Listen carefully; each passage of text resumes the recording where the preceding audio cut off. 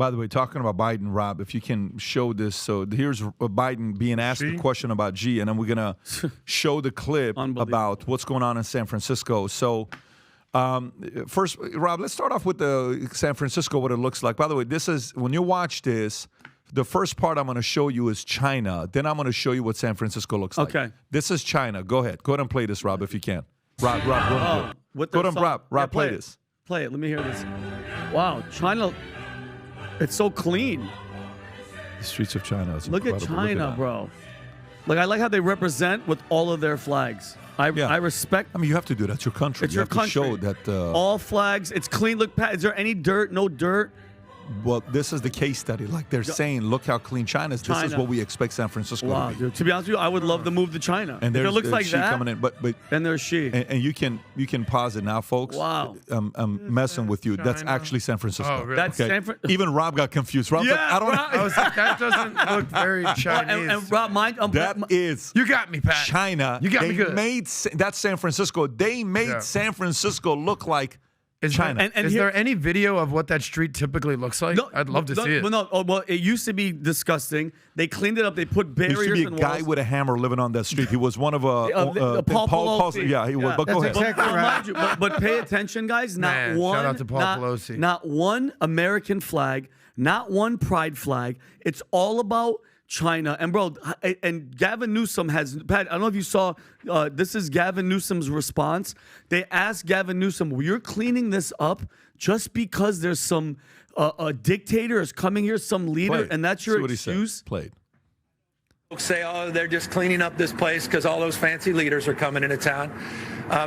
That's true. Why? Because it's true. There. No, because it's true. But it's also true for months and months and months prior to APEC. We've been having different conversations. I know. Okay, so Pat, here's my question. This is a smart politician getting in front of the narrative. Yeah, but can I ask you guys a question? No, Pat. It's the 8 Mile approach. What? Like, yeah, I know I live in a trailer park. I know that San Francisco's shitty. I know that there's poop maps everywhere. But we're going to clean this thing up. Rob, okay, good. I'd love to see Look at that. Go back a little bit, Rob, so everybody can go for it. Well, this is San Francisco before and after. Look at the top. Look at that. That's the same street before. And those are metal things so homeless people can't sleep. They put that there so no homeless people could even get comfortable. Look, walls. What happened to the no border wall? But I think for the sake of America, Xi should just do a tour of America. Go to New York, everywhere. Go to Chicago. Yeah. Come down to Dallas, get some Texas on. Come down to Florida. Let's party in South Beach. Xi just clean up the country. Where is the American Unbelievable outrage? Where's the outrage that it takes a dictator to come here for them to clean up a city that we've been begging, clean up the homeless, the drugs, it's disgusting. So it takes this piece of shit to come here. By the way, he's 2 for 2 for cleaning up our streets. First with COVID, it looked just like that, and now with this. Well, no, now with this. I mean, but we had a lot of riots during COVID. No. Well, hold on. I'm telling you right now, this relationship, this situation should worry everybody. Gavin Newsom, who we all know is going to be running for president. We're not stupid. He's buddy-buddy with China. China's coming in. They're showing their force. Biden just said to guys, what did he say, Rob? He goes, hey, Gavin Newsom's a great governor. I wouldn't mind him taking my spot. Watch this here. Pay attention to what this idiot says. Listen. I want to thank him. He's been one hell of a governor, man. Yeah. Matter of fact, he could do anything you want. He could have the job I'm looking for. He could do anything he wants. He could even take the job that I'm looking for, meaning the president. You have the job. Well, he has no idea what's going on. You are the president. You are the president, yeah. But by the way, play the clip when they ask him about Xi, and he says what he says, and Blinken's face. You have to see this handler. When he's answering. His handler, like, President, don't say that. Yeah. Don't say that. Watch this. Mr. President, after today, would you still refer to President Xi as a dictator? This is a term that you used earlier this year. Look, he is. I mean, he's a dictator. Oh, my God. He got Blinken's blinking. Go back again, Show it again. Go back again. Mr. President, after today, would you still refer to President Xi as a dictator? This is a term that you used earlier this year. Look, he is. I mean, he's a dictator. Do that again. One more time. Mr. President, after today, would you still refer to President Xi as a dictator? This is a term that you used earlier. I'll talk. Look, he is. I mean, Oh, shit. Oh, By the way, God. you know what that face is? Most Americans know what that face is. This is Thanksgiving, and your wife and you're at the Thanksgiving table, you got the whole family around, everybody has sharp knives, and your wife just says something about your mom. And Thanksgiving is about to go into a big verbal fight, and that's you. That's it. And he's Tom, don't throw Kim under the bus. Well, right no, now I'm with not. Babs, But you okay? You have recognize a great wife. Oh, gosh. It's pretty This is crazy gonna be a long to see, dinner. though, even when he was sitting across from Xi and the meeting was coming to an end, he's one of the main handlers. Kirby's one of the other handlers. But then right when it was done, their other handlers are kicking out all the press corps, and they're like, no, everybody get the hell out. You can't even get to Biden. I'm shocked they even let this question happen. But more concerning is the relationship that these guys have with Xi. He shook his hand. They're friends. This just brings back their whole relationship. Rob, can you pull up the Vegas odds for Newsom? Yeah, please? I think it might have actually been lower than 12. But think about it. While Think you're about doing this, that, guys. I can't wait for this guy's. But I can't wait for him to write the book. Yeah, Newsom is 12-1. 12 to 1. And he was at 41, He was 44 to 1. 44, and Wayne Adam couldn't get the bet. Guys, I'm telling you at home, Still not too that late, is the man. bet to make. Is ladies Gavin and gentlemen, Newsom, especially with China. By the way, Look by at the way, RFK. look at this. Look at Vivek. Even though they show Haley ahead, look where Vivek is at, tight with RFK. Oh wow, I didn't see that. Wow. So the polls, and only 2 away from DeSantis being at 12. Vivek. By the way, if you want to go there, you waiting for Rob to pull that up? Because I've got some new polls too. I love polls. Brand new polls. Can we address kind of what actually some of the tangible substance that actually happened in this meeting with China? I've done some stuff on this. So obviously the dictator thing is going to be in the headlines, and then he was asked later. He did double down on it right after that. Yeah. But Come on, he is. he kind of is a dictator. I mean, What do you mean, kinda? He runs the dictator. Communist Party of China, and it's if you say anything against the CCP, you'll end up missing. Look at Jack Ma. Where's he been? Now he's sort of, but I think this is obviously the most important two-country relationship in the world. It's not even a question. If you want to get into the substance of what's going on with China, we all know that the CCP runs that country, but their core foreign policy is usurping the United States to being the global leader, and they want to counter the U.S. and become the dominant country in the world. So the premise of this meeting was restoring confidence in the Chinese economy. We've covered the whole Evergrande. There wasn't even another real estate company that they've been basically under bankruptcy. So they basically came here to sort of smooth out relations in the U.S. We've seen the debt crisis. We've seen sort of the downturn in the Chinese economy.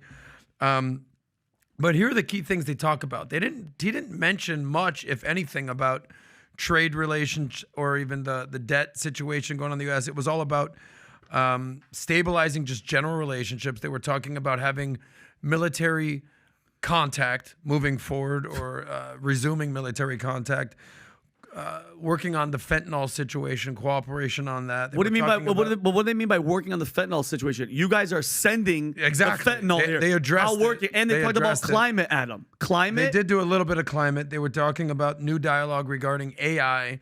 But most importantly, probably the most important thing they discussed was the conservation of pandas here in the United States. That was one of the main topics they talked about over there. But they didn't really get into trade or investment or anything like that. Bob, can you go back to that? Because, hold on. What China says right here, this is an ultimatum. This isn't a conversation.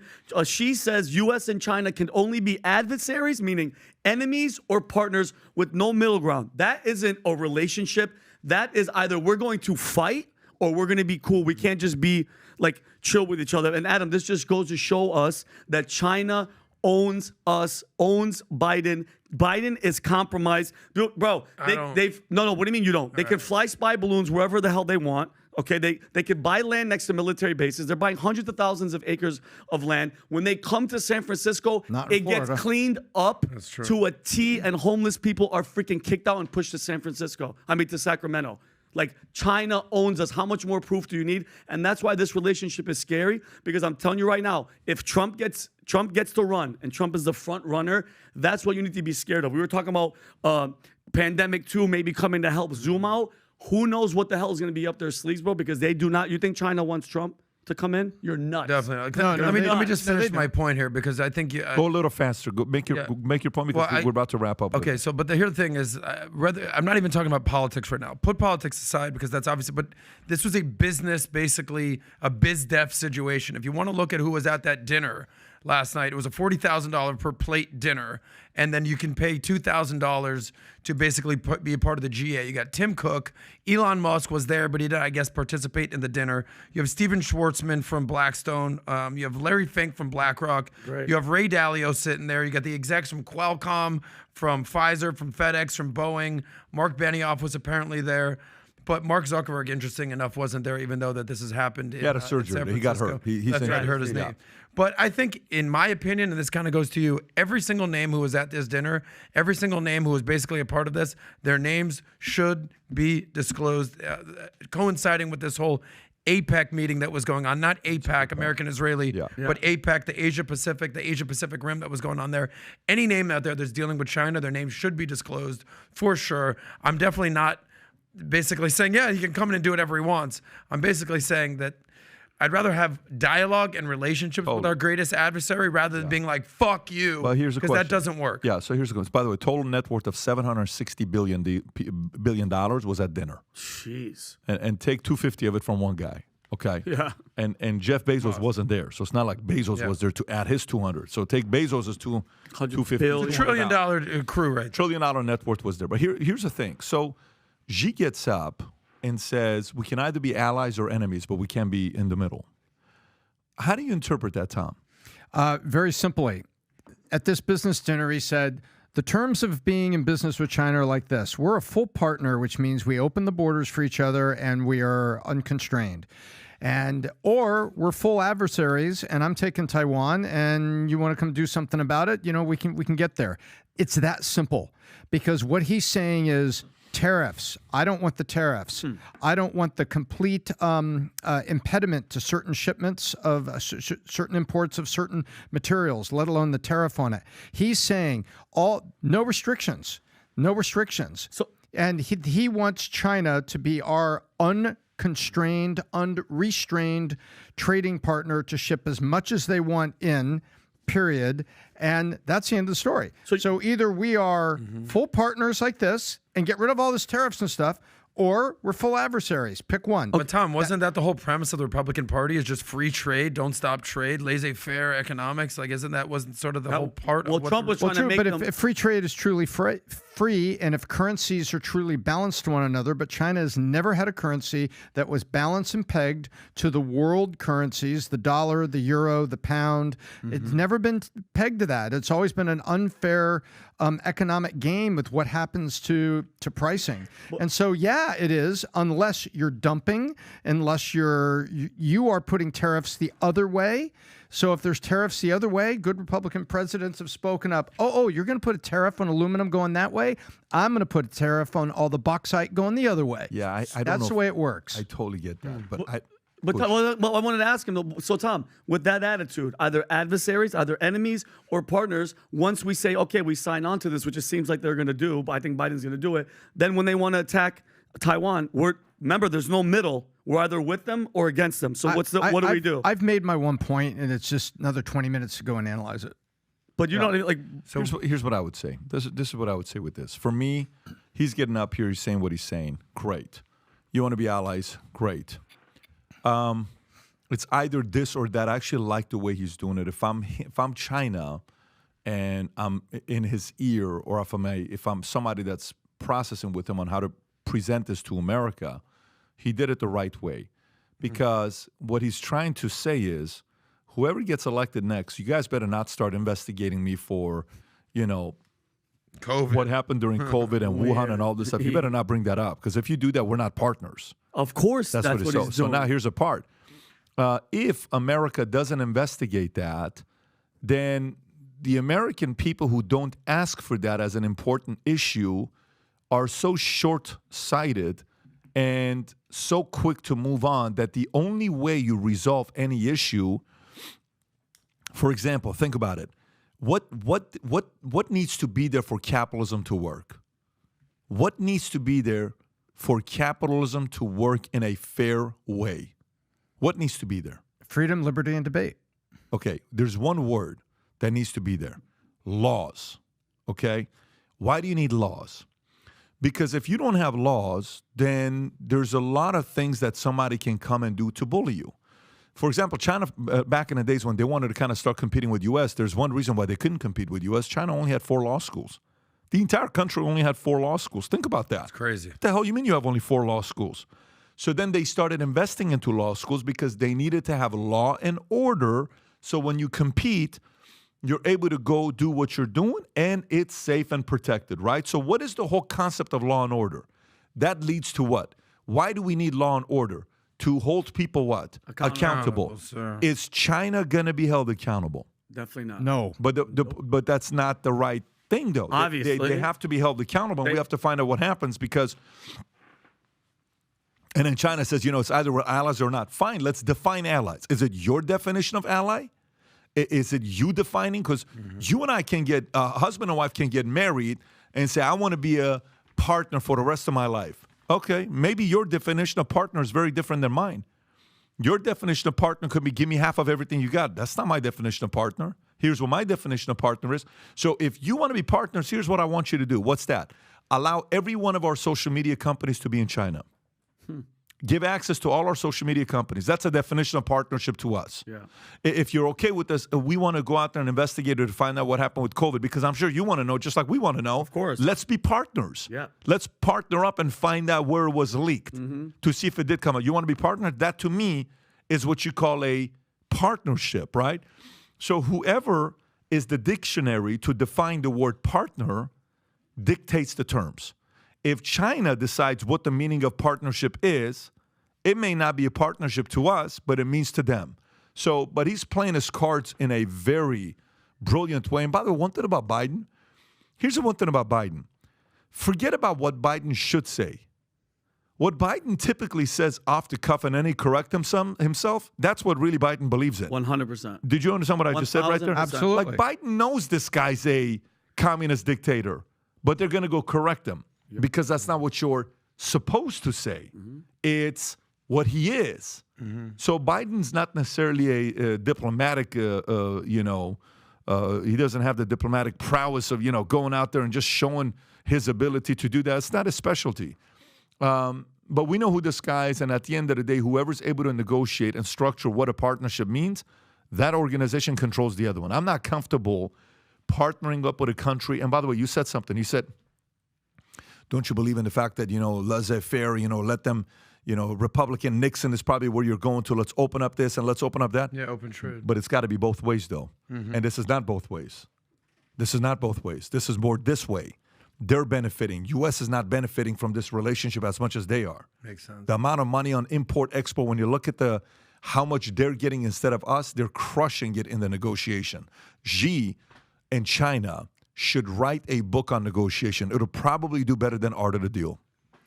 And the reality is we don't want them to be, we don't want to try to go to war with China, especially a hot war, but they're not our friend. This isn't a binary option. It's somewhere in the middle here. We're competitors.